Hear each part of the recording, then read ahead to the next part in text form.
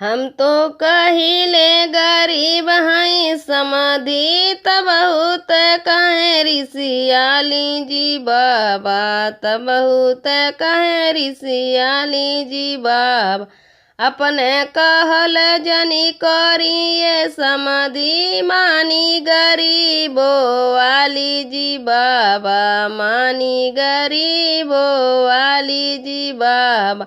बौद्ध धर्म डगर धरिए समाधि छोड़ी डगर ढंग वाली जी बाबा, छोड़ी डगर ढंग वाली जी बाबा।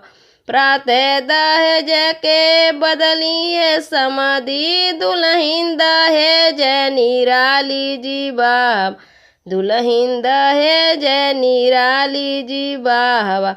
कितना लड़की दहेज में समाधि जिंदगी दई फूकी डाली जी बाबा, जिंदगी दई फूकी डाली जी बाबा।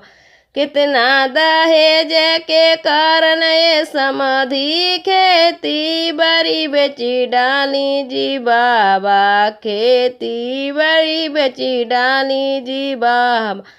हम तो कहिले गरीब हई समाधि त बहुत कहे ऋषियाली जी बाबा, त बहुत कहे ऋषियाली जी बाबा।